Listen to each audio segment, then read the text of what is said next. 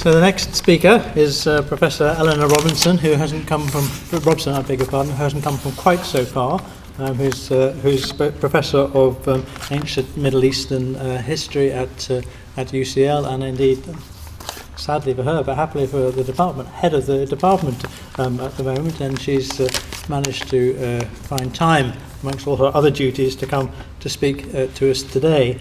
She's well known for her work on, obviously, ancient Middle Eastern history, particularly worked on aspects of cuneiform, but I think one of the characteristics of her work is how she's always, again, a bit like Karen was saying towards the end, been very attached a lot of weight to the importance of individual people involved in these projects. It's not just a dry study of cuneiform study or whatever. So we're delighted that she's able to come to speak to us this morning about the human dimension, supporting the intellectual and social infrastructure of heritage in conflict and beyond.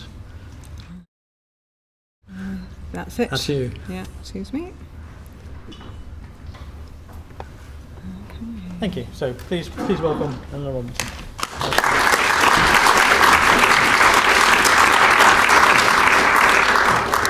Thank you very much, ladies and gentlemen. Thank you for the invitation. I'm going to speak very much about Iraq, which is my specialism, which is a very different current context to Syria, although obviously they are adjacent. So I want to do three things. I want to help you imagine your way into what it's like to be someone who is invested in the history and heritage of your local region, but from an Iraqi perspective, perhaps. And then I want us to think quite carefully about what it means to save ancient treasures for the world. And this very object-based idea that's very global, and to suggest perhaps that in the longer term we also need to be thinking about locally focused solutions, about people-centred solutions. So that will be the second half of my talk. So, I live in a small, fairly nondescript village at the edge of the Cambridgeshire Fens called Waterbeach. You can see it here on the OS map, about 3,500 people in it. On the edge there is the remains of a medieval monastery. There's some nice agricultural heritage, such as this tithe barn. There's some Roman archaeology. We have the Cardyke Roman canal that runs past the village. And there's also, as you can see from the top, a lot of military heritage with a World War II airfield. Now, just as a regular inhabitant of the village, one can access this history in all sorts of ways. The medieval monastery is now run by English Heritage. It's a museum. You can visit pretty much any day you like in the summer.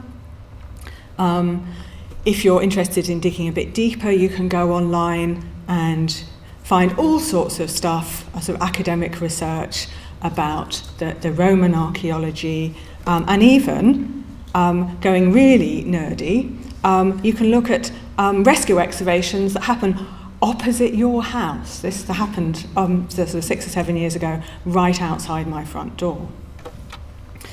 So if you're interested in consuming local history, there are many ways of doing it. And then there's also a lot of academic synthesis as well, both locally produced and nationally by some very, very serious academics. So although the book on the Anglo-Saxon Fenland is much broader in context, the photograph on the front is Bottisham Lode that starts in our village. And the Horningsea pottery industry, the northernmost point, are the Roman kilns found outside my house. But then further than that, if you want to be actively involved as an amateur interested person, our quarterly little newsletter that kind of just comes through the letterbox every now and again tells you all sorts of ways in which you can get involved, through digging, through volunteering at the museum, through helping reconstruct the tithe barn, and then you can't quite see it at the back, but there's a photograph of Spitfires flying over, so that the air base, the ex-air base, does lots of stuff too. So we take all this for granted, and this is kind of rich ecology, if you like, of local history and heritage, which my neighbours can just choose to engage with or not as they like, at whatever level of professionalism or sporadic interest they might have. Now, on top of that, of course, there is the idea of world heritage that international visitors come to the UK for, and they're not interested in tithe barns in Waterbeach or Roman canals. They're here for the big stuff, the treasures. So here, for instance, here's a Wikipedia page and an English Heritage Guidebook designed for East Asian visitors. Now, in our country, we can accommodate both of these models quite happily side by side. But if imagine that you are living in a country which has been sort of economically in ruins for the past 30 years and has been in war for much of that time, and the English heritage equivalent can only afford to run excavations or to open sites with major funding from an East Asian heritage organisation. And I'm choosing East Asian just because the language barrier is so difficult. Or if you can imagine that all the publication on heritage in your area happens in languages that you don't read and by people from outside your country. And that the sort of stuff that you're most passionate about just doesn't feature at all on their radar, something that they're interested in. Well, welcome to Iraq. This is what Iraq is like and has been for the past 30 years. So why at least the past 30 years? So why is that the case?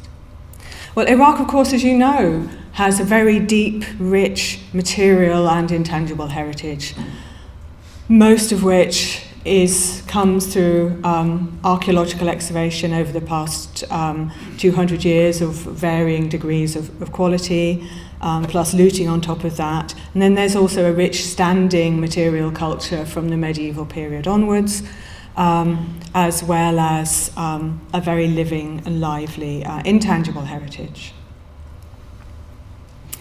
So what is preventing Iraqis from accessing this? We can start from the very beginnings of the colonial investigation in the Middle East, where in the pre-archaeological days, when antiquarians are in the model of natural history collecting, simply finding spectacular artifacts to take home to their own collections. So much like a young Charles Darwin was sent out on the Beagle to collect botanical specimens. So antiquarianism is in this model at this time. But nevertheless, this is a model that remains even when sort of Western archaeological methods move on. There's still, the two run parallel. There's still a big antiquarian drive in archaeological methods throughout the Middle East for a very, very long time. Then we see, and particularly after the First World War, when Iraq was created as a nation state, a lot of the British mandate, whether consciously or otherwise, was the institutions such as the nascent Iraq Museum and the Archaeological Service were constructed for the benefit of British and European rather than local Iraqis. Then we see other sorts of political co-options as well. Here, very famously, Saddam Hussein posing as an ancient Assyrian warrior to fight off the modern weaponry of Iran and the Iran-Iraq wars.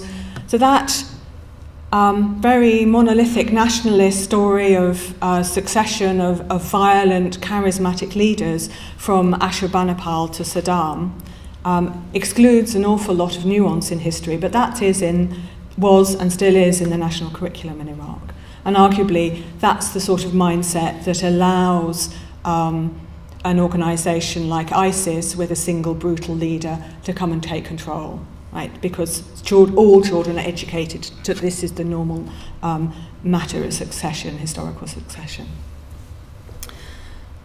Then, of course, we can turn to the more recent past, which I think we'll hear more about this afternoon.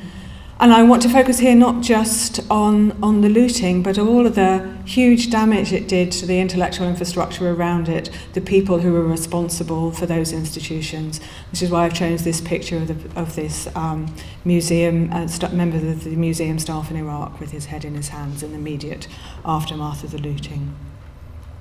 And of course, what's stimulated most interest in recent years has been the terrorist attacks on archaeological sites in and around Mosul and museums, primarily for propagandistic purposes, for making shocking video sort of propaganda.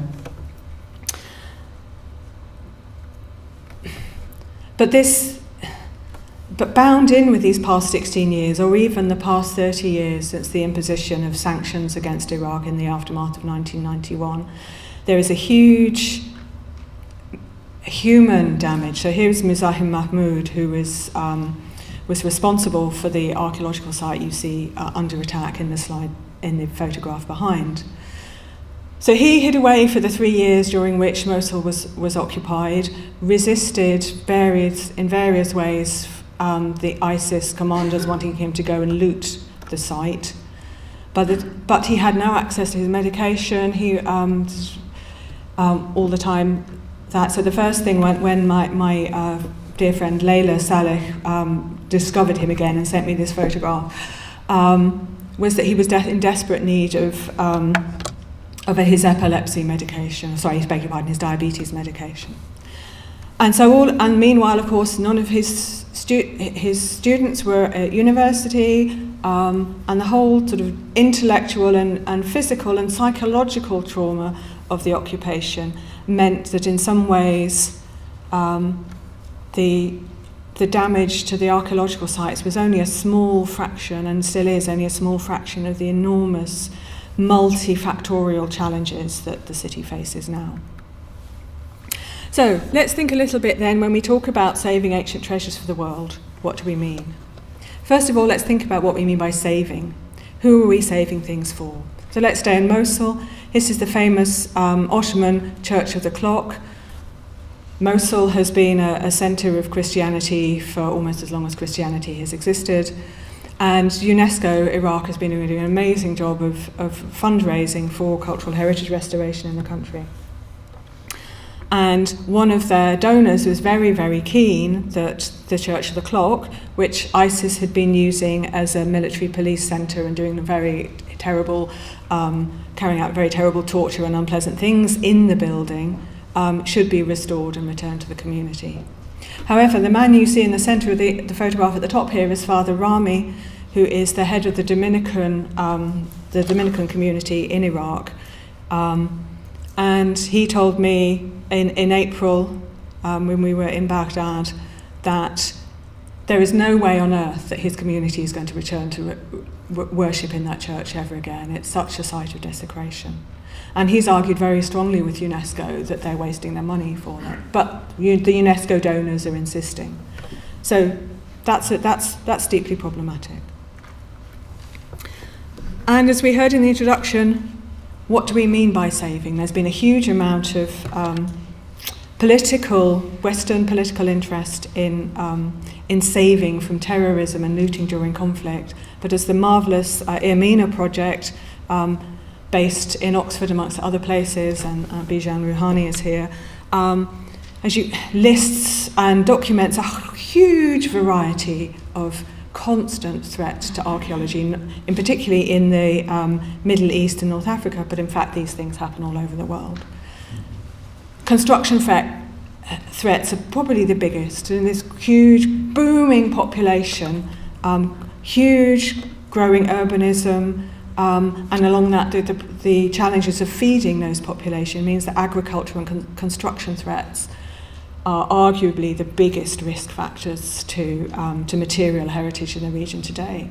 And yet there is zero international interest, beyond a few marvellous exceptions, in trying to help local governments manage these threats. So who are we saving for, and what does it mean to save? Where are we saving, and how are we saving? So again, there have been some terrible examples of this, so I've picked a good one and a bad one. You may remember the Triumphal Arch of Palmyra appearing in sort of 2/3 replica size in Trafalgar Square very briefly 3 years ago now.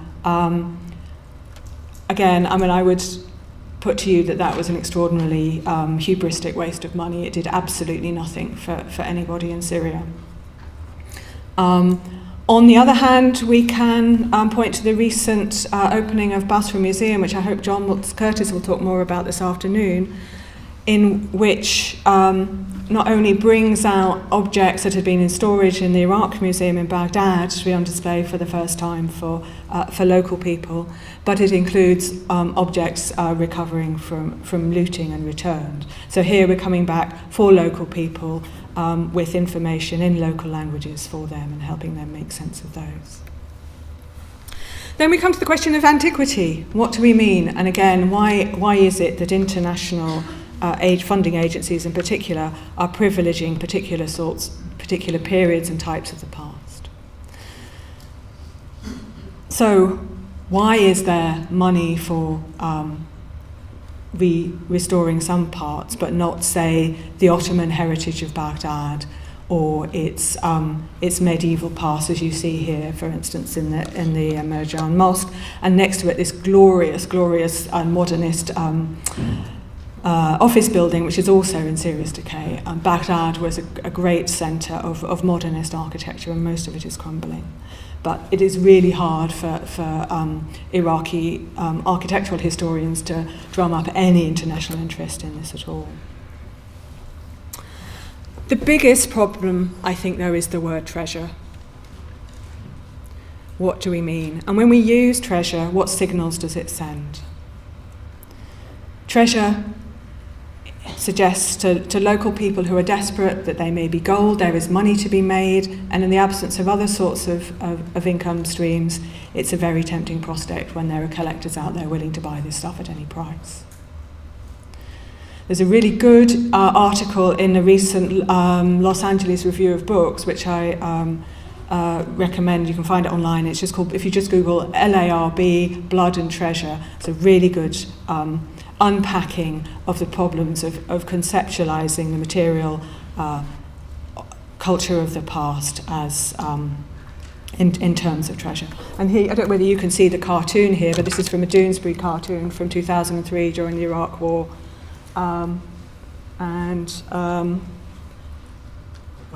Yeah, I know, and I can't read it with my glasses. So it says here, okay, so the guy in the red shirt, the yellow shirt says, "You bought this scroll from a looter. Dude, what were you thinking?" The other guy says, "I was thinking bargain. Why?" And it says, the Baghdad Museum has been ransacked. This is absolutely priceless antique. The other guy says, "You're kidding." "Nope. Put that puppy on eBay." Roger that. So what starts off as a morally, what looks like a kind of moral debate, becomes immediately about money. And this, from April 2003, is really no exaggeration about what happened. So, what historians and archaeologists like me, though, what matters to us is artifacts in context. The sort of stuff that no looter could possibly recover, would have no saleable value whatever, but is absolutely of enormous value. So this is an Iraqi-British project that had the privilege of being an epigrapher on since 2013. It was the first international collaboration in southern Iraq since 2003. You can just, I hope, see on the aerial photograph the vague outlines of a large building, which is why the archaeologists chose it They knew that there would be something interesting there. They weren't expecting to find an archive, though. They did find 150 cuneiform tablets in terrible, terrible condition. When our resident magician, also known as conservator, Julia Barella, got to work, that mess you saw on the previous slide turned into this. The archaeologists had excavated every single fragment in situ, and those coloured dots represent a cuneiform tablet in each, the locus of a cuneiform tablet, and the different colours, the different genres. So the red and orange dots are letters and payment orders. The green, blue and yellow are different sorts of administrative records, and the pink ones are the remains of a school archive, all in this building, and the round circle is the remains of a recycling bin. And this horrible looking piece of clay is transforming our understanding of the history of southern Iraq in the mid-second millennium BC, because it's showing us that for the first time we have contemporary evidence of a well-structured palatial economy with intellectual production going on. And previously, until this project, we thought that the marshes in southern Iraq at this point were a complete dark age. Now, no looted artifact would ever tell us that and give us this kind of rich, contextualized information that this really quite rebarbative thing looks like. So if you're interested in this, again, lovely stuff, but again, unfortunately at the moment only in English. We're working on the Arabic. If you go on the Guardian website, if you just Google Guardian, Castle of the Sealand Kings, or just Castle of Sealand, you'll find this lovely quick report by one of our team members, Mary Shepperson. And I'm currently working on the online publication of all the tablets as well, which will be coming out in both English and Arabic, hopefully by the end of this year. So, if we're saving treasures for the world, who has access to them? We're here in London, just around the corner from the British Museum, and we have the privilege of having access to what it's this former keeper liked to call a universal museum, something of everything. If you're in Iraq, all you can access is national heritage or local heritage. So John Curtis and I were, and Joan McKeever, who's also here, were at a workshop at Basra Museum 3 years ago, and when the museum director Khaltan Al-Abid was discussing with local students what they would like to see in the museum, as he and John were thinking about contents. And I remember so clearly a young woman saying, "What I want to see is mummies." And the idea that museums, not just in Britain and in ex-colonial powers, could have international collections is something that's really important. And if we're serious about the concept of the Universal Museum, we need to be symmetrical about that, and we need universal museums to be in all over the world. And for Iraqis to be able to look at mummies or Horningsea ware pottery from South Cambridgeshire, or whatever it is, right? This choice of access that we have extraordinary privilege for. So I want to spend the second half talking about then how do we make that happen, and how do we stop thinking about objects and global interest primarily, but put the focus on local people, local needs, local interests, local constraints, local cultures, local expectations. And this is a model that we're working on in Iraq at the moment, but it's very much a post-conflict model, and I hope that one of the things we're trying to do is to think about lessons learned, and by the end of the project have some guidance so that when and if Syria it's possible to do these sorts of things, and these ideas might be adaptable then, and they can learn about the things that didn't work for us and avoid them, like the plague. So, the Nahrain network, the network of two rivers. It's called that in Arabic, and you can see that little logo with cuneiform as well, because just after the Tigris and the Euphrates rivers that run through Iraq, but because there are two parallel challenges that we want to tackle together. First of all, as we've said, this systemic, multifactorial exclusion from local expertise and local interest, not only from passive knowledge, but of active production of knowledge from the past. And at the same time, this really kind of fragile post-conflict situation where 50% of the population is under 25.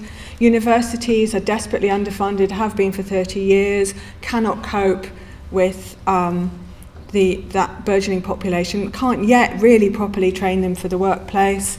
The economy is still heavily centralised on oil production. There's a great deal of central political corruption still.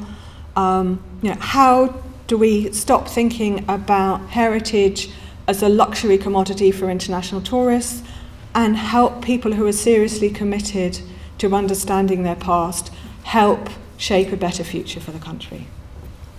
So I'm fortunate enough to be the director of a 4-year programme funded by the HRCG CRF program, which I'll talk about more in a second. So we are a network, very definitely. We have spent the first year or so kind of building up the network. These days we are dishing out small to medium-sized pots of money to fund research in Iraq by Iraqis with international support on topics that matter to them, that will lead to sustainable solutions. And I'll give you some examples of that in a minute. And then we are, again, duty-bound to reflect and to be self-reflexively sustainable too. So, the Global Challenges Research Fund was set up by David Cameron's government. Remember that short-lived entity? And as part of a commitment to spend 0.7% of gross domestic product on aid as defined by the World Bank and the UN, and what's called the official development assistance. So there's a whole sort of series of criteria they must meet. That's an awful lot of money. So the government gave £1.5 billion of it to what's now UK Research and Innovation. That's the umbrella body of the University Research Councils. And there were 5 pioneer networks funded 2 years ago by the Arts and Humanities Research Council to develop equitable partnerships between UK academics and academics in the countries we partner with to construct long-term research-led solutions to development challenges, rather than just throwing aid money at them, enabling local research to happen. And all of this, again, has got to be tied closely into economic development and social welfare. And there's a group of countries, the so-called DAC list, which are countries that are officially defined as having lower or middle incomes or fragile post-conflict states. And this is, again, a contribution towards the UN's 22 Sustainable Development Goals. So us as the only project working in the Middle East.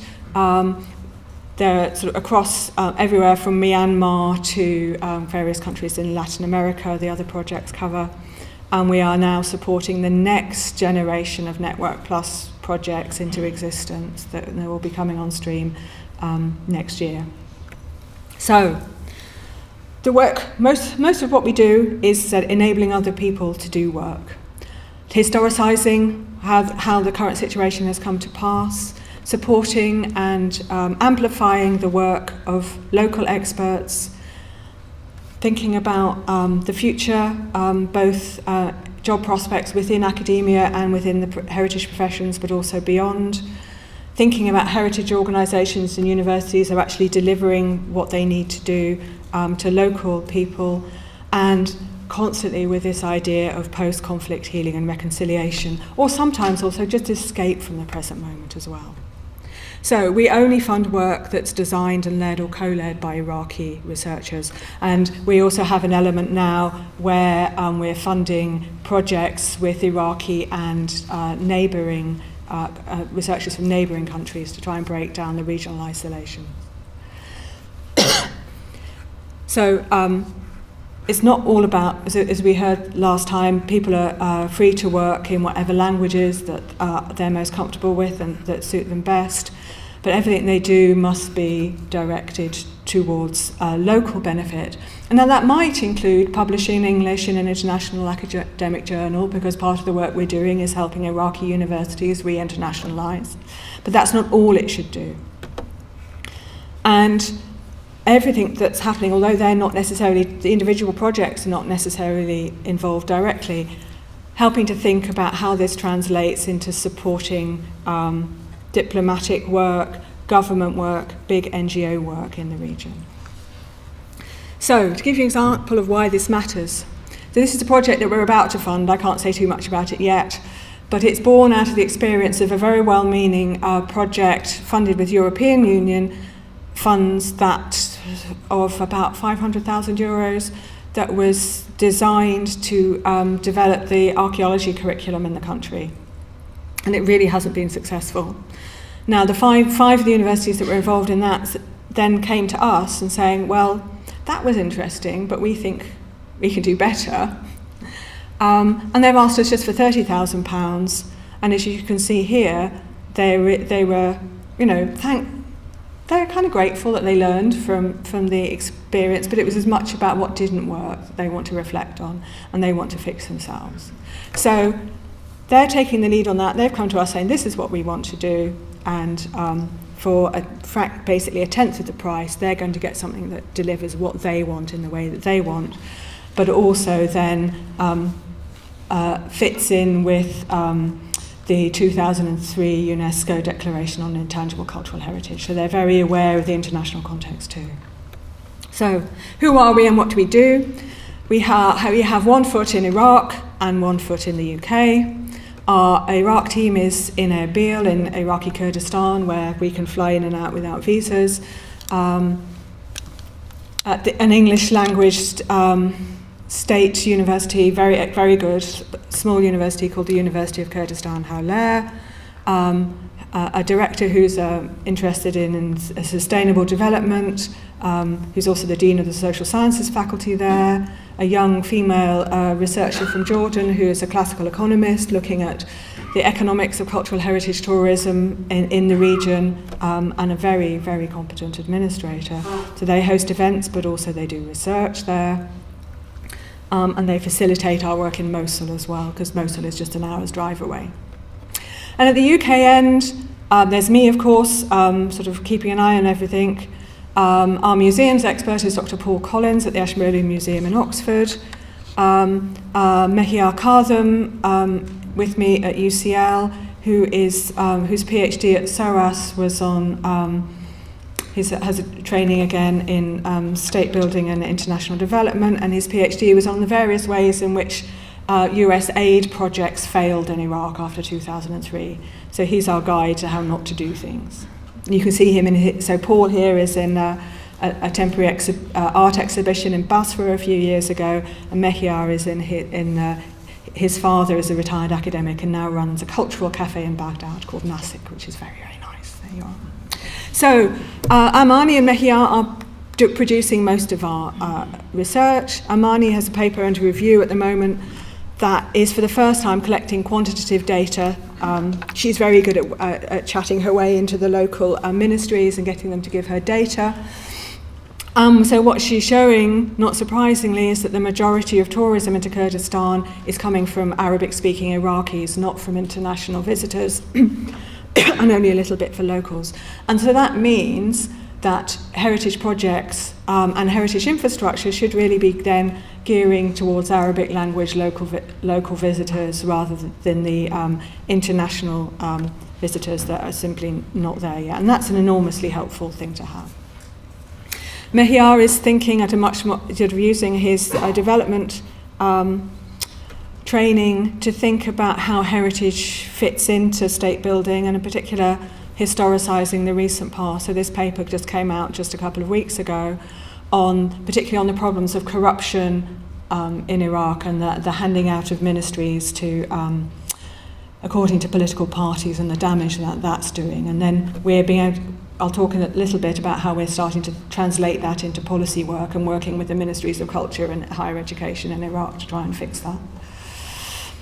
I'm interested, as a nerdy cuneiformist, in the fact that all the intellectual infrastructure for publishing an edition is all predicated on knowing English, that databases, editing software, etc., all assume that all outputs will be in English. Getting them to be comfortable with Arabic is a really challenging programming task. So I've been working for a couple of years now with the Open Richly Annotated Cuneiform Corpus and a brilliant team of research software engineers at UCL to take the existing resources that we developed 10 years or so ago for cuneiformists to produce open access translations and editions and historical chat online in Iraq into Arabic, and then once we've got the bidirectionality, it will then map very easily onto the Kurdish languages, Farsi, etc. And this will then enable colleagues in Iraq to edit straight into their local languages, publish online for local consumption with their students, with local interest groups, etc. So this is really important. Okay, we're a network. We also fund and sustain other networks. The station is a really interesting kind of co-working startup that's been running in Baghdad for 18 months now. It does kind of tech, art, culture mix. We support a group of young cultural heritage professionals who may be in academia but may be doing things like using designs from Sumerian artifacts in the Iraq Museum to produce t-shirts and baseball hats that the middle-class Baghdadi kids love. All sorts of stuff that they're doing. And so we support them to get together, compare notes, run training sessions for each other, etc. Again, everything's happening in a mixture of Arabic and English, whatever they're most comfortable with. A more academic level, up in Kurdistan, we're funding the Suleimani Polytechnic University, who are delivering a brilliant range of academic programs, workshops, research across the region. Although they're based in Suleimania, they go all the way up. Just last November, Paul from the Ashmolean brought together for the very first time all of the museum curators from the different provinces in the country, everywhere except Kurdistan, into one of the most interesting independent museums in the country, which is run by the big holy shrine in Karbala, one of the shrine to Imam Hussein. And for the first time, they all got together and compared notes and started to talk to each other face to face. And we're working with the Ministry of Culture now on how we continue that. So Paul did great work with them on getting to think about who their audiences are and how they can meet those audiences. So we're also funding research projects. I won't go through all of them, but here's a lovely, one of my favourite examples. So a project which really thinks not only about cultural heritage but also natural heritage. The Iraqi marshlands in the south, where my lovely little archaeological site is, was, as perhaps you remember, terribly badly damaged deliberately by Saddam in the 80s and 90s, when a drainage canal was dug through the marshes in order to empty it not just of its wildlife but also of its population, because it was a source of major rebellion against the regime.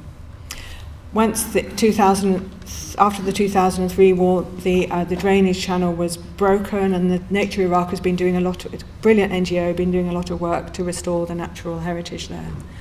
But along with that is a very interesting material heritage which had almost been lost. And Rashad Salim, who is a very famous and highly respected Iraqi artist who spends half his time in London and half in Iraq, is working with local people, with Wilfred Thesiger's photograph archive at the Pitt Rivers Museum, to just recapture old memories of boat building and renew them again. So here you can see some of the local sort of village headmen sitting down talking with Rashad about the project, their first attempts to rebuild the boat with all sorts of members of the community involved. And it's hoped that the boats, which are built from natural local materials, will encourage the burgeoning local tourism industry there. I mean, the marshes are so beautiful, and lots of people go for day trips. Some of us in this room have been, and increasingly to spend weekends there and so on. And it's providing employment then for the young generation and ensuring that heritage isn't being lost. So a lovely mixture of ethnographic photographs, archaeological examples of model boats, all sorts of things going into that, and that's just brilliant.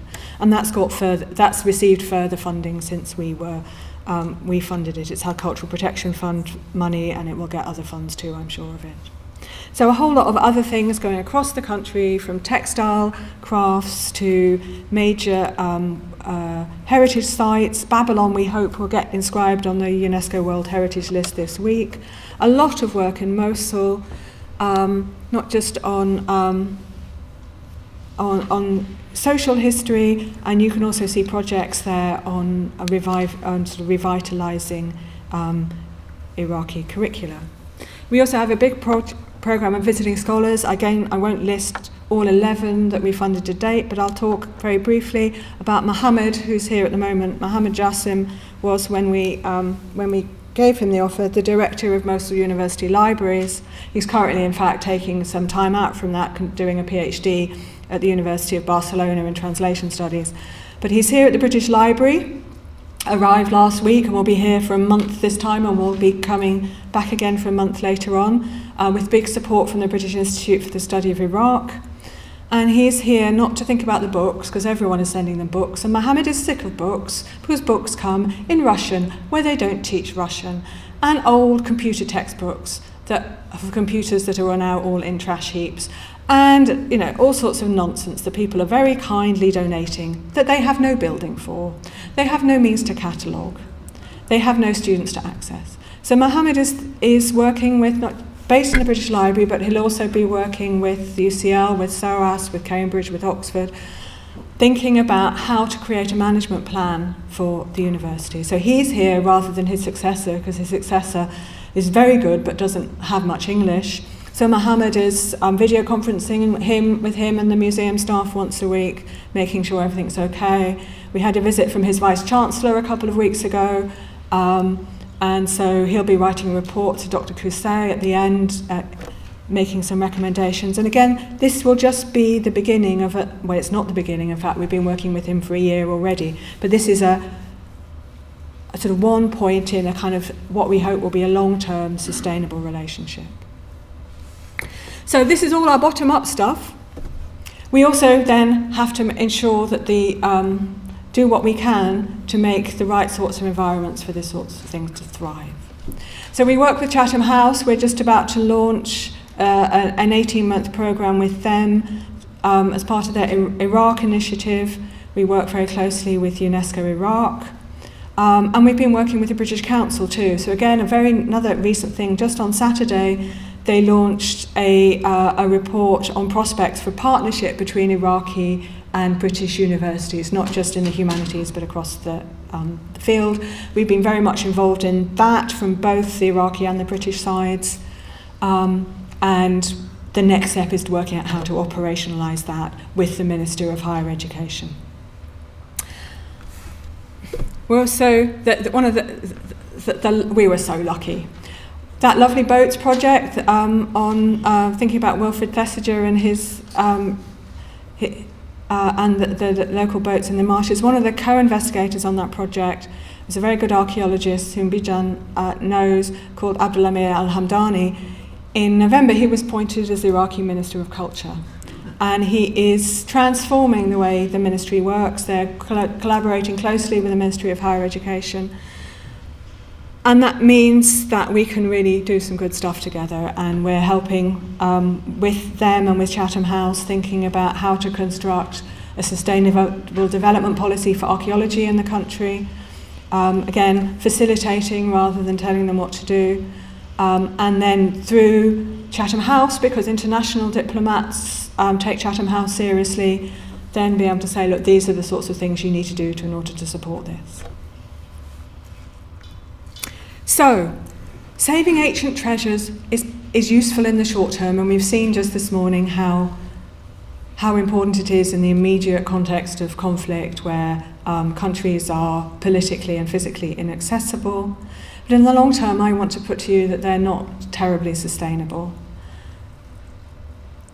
And I'm sure this doesn't apply to anybody in this room, but for international politicians and funders, generally they want to know what's in it for them. Right, so it inevitably ends up privileging international interests, and then because the money comes from Europe and the Anglophone world, the Western interests.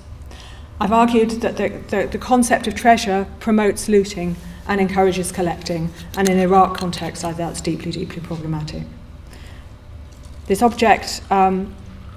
object-centered focus really ignores the fact there's a huge amount of expertise in the region, and also a huge amount of amateur appetite at a whole variety of levels. So I started my career as a historian of mathematics, historian of Babylonian mathematics, and so I get to hang out with Iraqi mathematicians a lot. Right? They love their local history, of course they do, just as we all have family members who are not experts in British history, but still love to go to museums and watch television programs about it, etc. I've also argued, I think, that stuff that is driven by international agendas can be disproportionately expensive, either because it funds projects that are not going to happen in the end, or because it brings in outside experts who are far, far more expensive than local ones. And that deracination of heritage from the local, I think, is ultimately really, really damaging. It destabilises the local social fabric in all sorts of problematic ways. And then the extreme case is ISIS. So, it's no surprise to you that I'm all for supporting local people and thinking about local history for local people, based on very equitable partnerships, so letting local people take the lead rather than me telling other people what to do. I spend far more time listening than I do talking, unlike today, I beg your pardon. But it's also really important to learn about what local constraints are. Training programs that bring people to the UK and show them all the marvellous stuff we hear and then send them away again just ends up demoralising and demotivating people, because they do not have the resources, the physical resources. They do not have the support of their bosses. There isn't the intellectual and social infrastructure to enable sorts of projects that are manageable here, even if one provides all the equipment. What happens when the electricity goes out? Right? What do you do with databases that can't cope with Arabic and all your staff speak Arabic? But we need to be top down, as I said. We need to then enable the bosses and the funders and the decision makers to acknowledge this. And one of the things that surprised me is how much weight our local collaborators have put of being part of an international project. And they want me to be visible and be present. And I'm saying, well, no, this is all about you. But they say, no, it's really important for the decision makers and the bosses to see you and to see. And because the international collection gives us validation too. So that's been very interesting. We have to think very closely about safeguarding and protecting people. One of the projects we work on is about a highly contested heritage site that is claimed by has both Jewish and Shia heritage in it. The project leader is now thinking very carefully about how they publish this, and will probably publish it pseudonymously, because of the issues it raises, and he's really quite nervous about it. So having to stop and listen and reset and rethink at regular intervals has been really important for us. And many of the things we're doing now, I really couldn't have envisaged when we applied for funding 2 years ago, and lots of the things that we were hoping to do just haven't been possible. But that's really fine. That's fine. But what has mattered more than anything, both here and on the other side, is the fact that it's a British government funded programme and it has all the infrastructure of the HRC. And they've had to learn a lot from us too, and they have also been really good at listening and resetting and recalibrating. So it has been a really very interesting experience. It's been not without its challenges, as you can imagine, but it's so far deeply rewarding. So if you want to find out more about us, we are the Nahrain Network. We are on social media all over the place. And yeah, I'd be really interested to hear your responses. Thank you very much.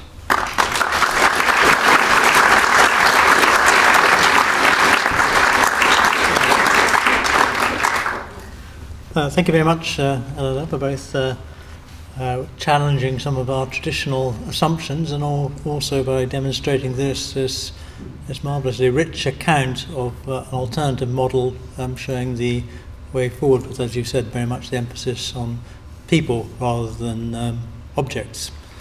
Now, I mean, we do have 10 minutes before lunchtime, and Eleanor's invited comments, but I think also for Karen, I could invite you to come up. Karen won't be able to stay here later in the day, so perhaps yes, we should let questions. Perhaps we could start with questions for Karen or observations. But before I invite you to do so, I should point out, if you haven't already noticed, that we are filming and recording the proceedings of the day, which will eventually go on the website. And to say two things in relation to that. First of all, if you wish to speak but you don't wish to be publicised on the website, will you please make sure you tell one of the chairmen or organisers at some occasion during the day. And secondly, when you ask a question or make an observation, you will be given a microphone, and please don't speak until you've got the microphone. But it's not the sort of microphone you're used to. It doesn't amplify your voice, it just records it for the record. So you still have to speak up so that people can hear you. So with that, those 2 points, could we start with any questions or comments for Karin's presentation on the Syrian Heritage Programme?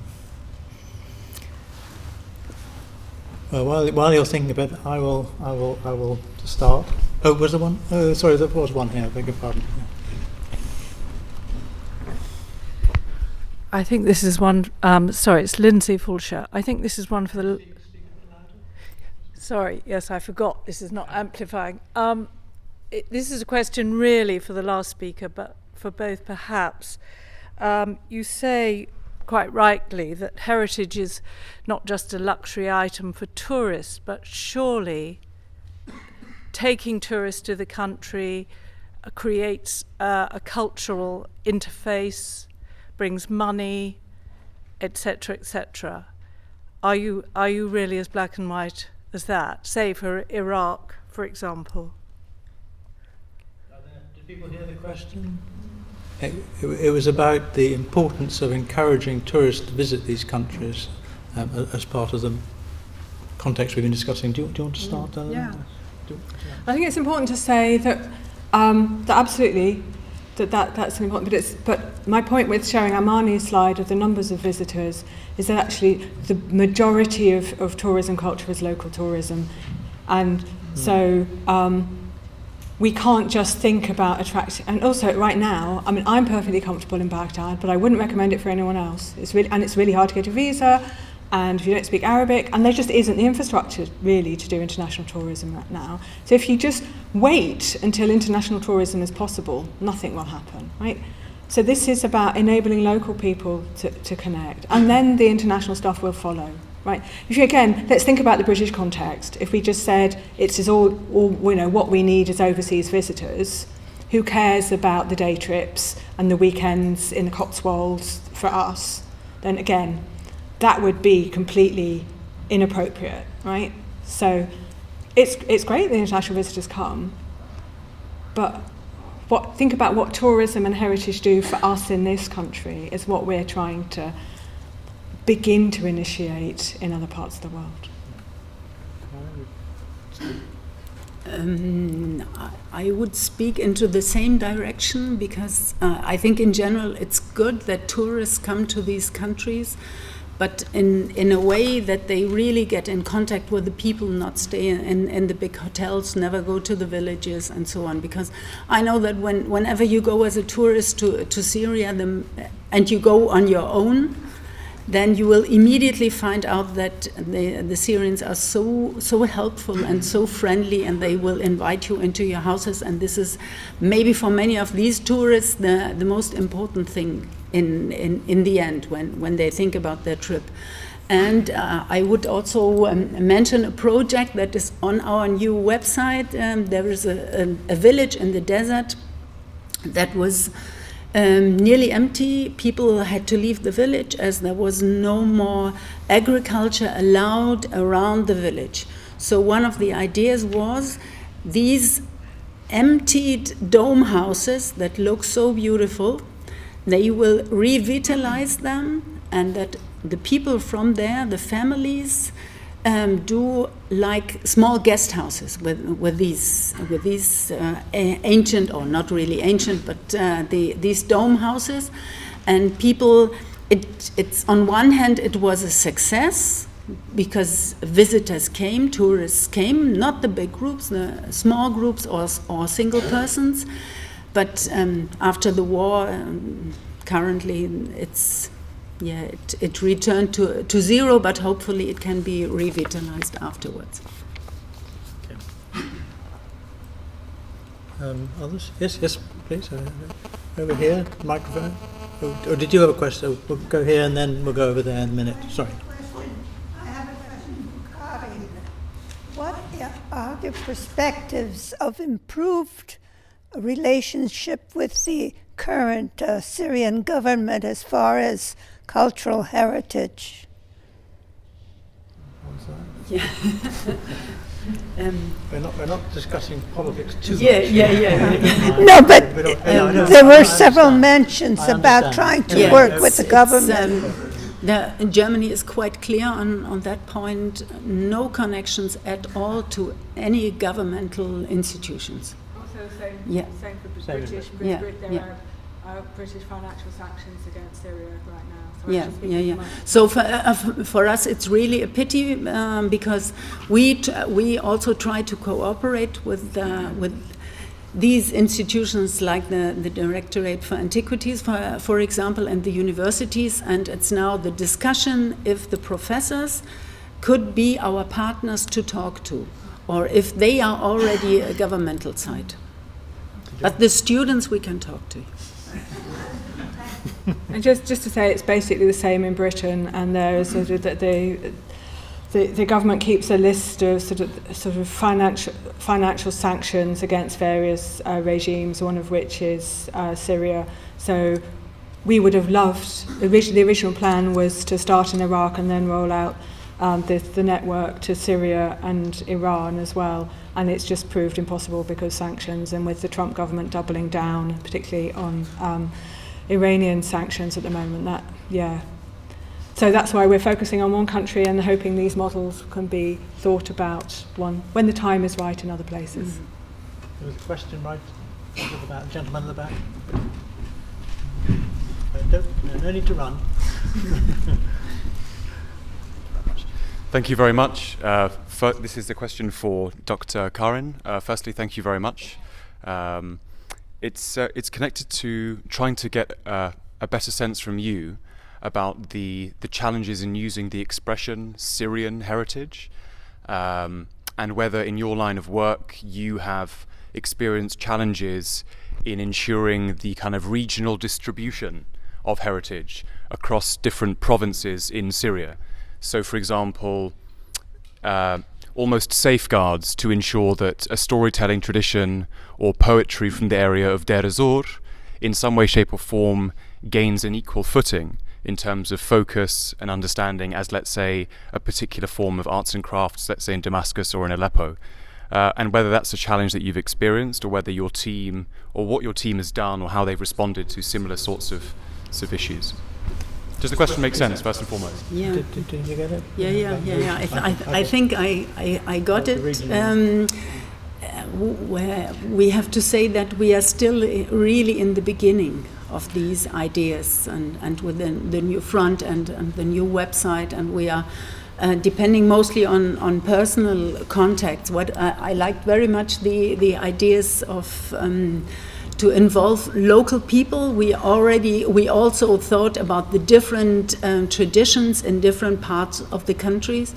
Currently, we are focusing on Aleppo, as its most destructions take place there. But we are really aware about the other regions too, and local traditions. But this will come later if we have funding. Thank you. Thanks. Anyway, yes, there's a man over there, and then the woman. Oops. Sorry, it's very exhausting for our microphone holder. Man in the black t-shirt.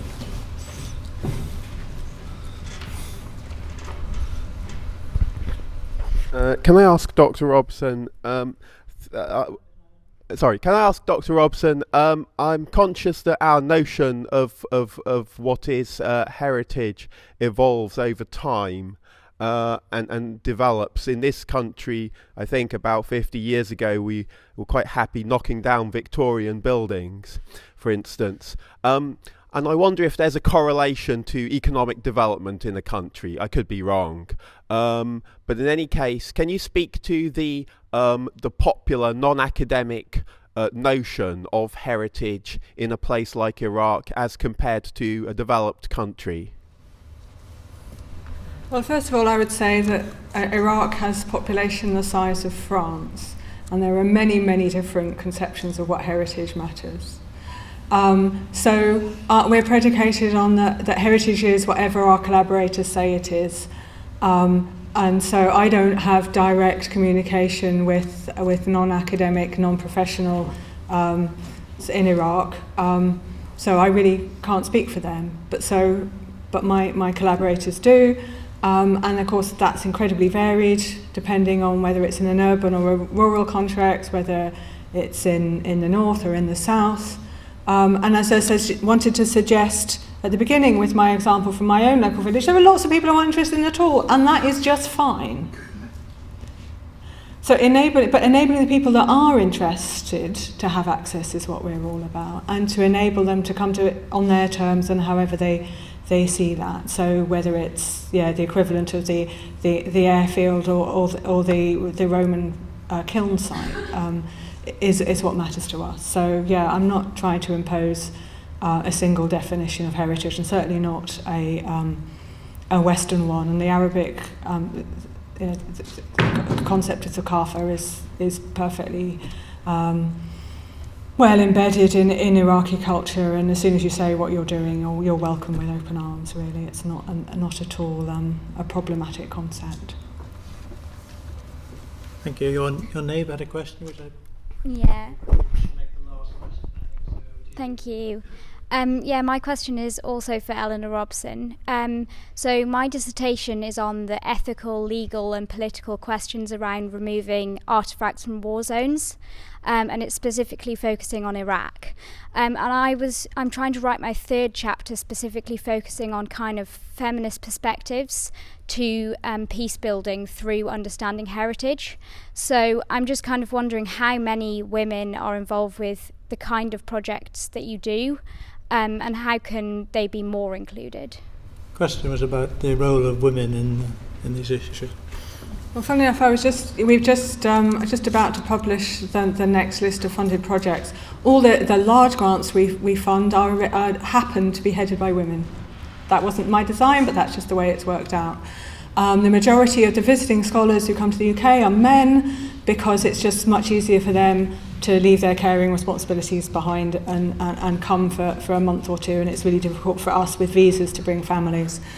So one of the people we work with is Professor Nawala Al-Mutawali, the former director of the Iraq Museum and until recently the head of the Archaeology Department of the University of Baghdad. Dr. Rajeen Mohammed Amin is the leader of the Cultural Heritage Network in Kurdistan. So while they're not necessarily in the numerical majority, they're very visible and very powerful actors in the university sector, less so in the ministerial sector. Okay, thank you very much. Well, in view of the time, I think it's time for us to break now for lunch, and I think you'll be able to continue informal discussions with our speakers this morning. Lunch is offered in the room immediately opposite. If you just go across the hall, you'll find it, and everybody is very welcome there. But before we adjourn, may we again thank our two speakers this morning for very interesting and stimulating